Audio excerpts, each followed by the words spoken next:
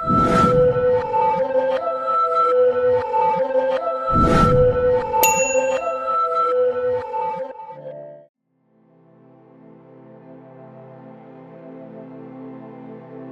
Stoll's mysterious final moments, the YOGTZE case. 1984 was drawing to a close when an unemployed German food technician, Günther Stoll, was suffering from a paranoid episode that had been persisting for quite a while. On more than one occasion, he would mention them to his wife. Apparently, he believed that they were after him. This had been happening long enough that she got used to hearing about them or they. However, one particular evening the situation would take a turn for the worse and end in tragedy. The strange mystery that would unfold is named the YOGTZE fall. This story has left people wondering if Günther's paranoia was based on something or someone real rather than imaginary. What is YOGTZE? On the night of October 25th, Günther Stoll was quietly seated in a chair when out of the blue he stood up and proclaimed, "Jetzt geht mir ein Licht auf." Roughly translated, this meant, "I get it," or "Now I understand." Stoll grabbed a blank piece of paper and scribbled down what looked like the letters YOGTZE or YO6TZ before hastily scribbling them out. Stoll abruptly left the house in his VW Golf and was next seen arriving at his favorite pub. When he ordered one beer, it was promptly poured for him. Before taking so much as a sip, Stoll fell to the floor and hit his face. Witnesses to this insisted that Stoll was in no way drunk, but he did seem to be distressed or anxious about something. Stoll left the pub without confirming that conclusion. The mysterious incident. There had been no sign of Günther Stoll for 2 hours until he turned up around 1 a.m. at the house of an elderly woman he had known since his childhood. As it was so late, she would not open the door for him and insisted that he return home. He agreed to that, but mentioned some horrible incidents that would take place tonight. 2 hours later, those words became eerily true. At about 3 a.m., a pair of truck drivers found a badly damaged Volkswagen car in a ditch somewhere along the Autobahn A45. One driver headed for the closest roadside emergency telephone, while the other conducted a cursory examination of the car. Inside, Günther Stoll was somehow clinging to life. He was completely naked and managed to reveal that there had been 4 passengers with him in the car just before the truck drivers found him. He said that all 4 had fled, but they were not friends of his. Witnesses were still trying to establish the details when the ambulance arrived seconds after. Unfortunately, Stoll did not survive the trip to the hospital.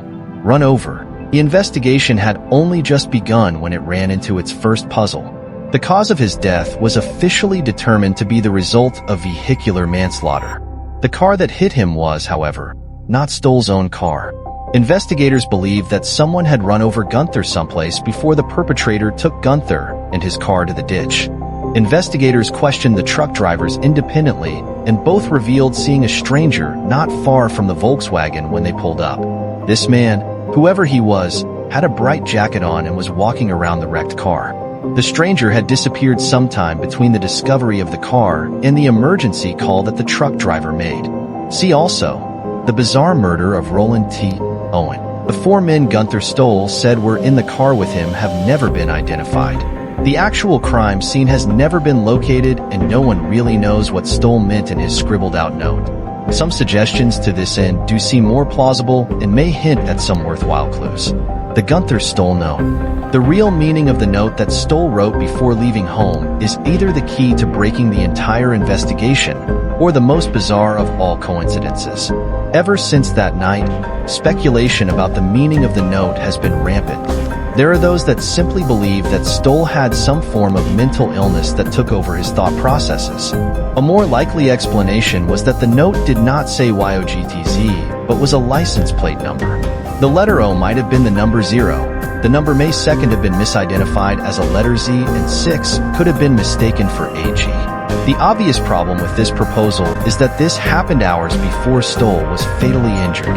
According to some people, YO6TZ is a call sign for a Romanian radio station and might have been the true meaning of the note. This does seem to be nothing more than a coincidence with no real ties to what took place that night. As he was a food engineer by trade, it could be that the first 3 characters meant nothing at all.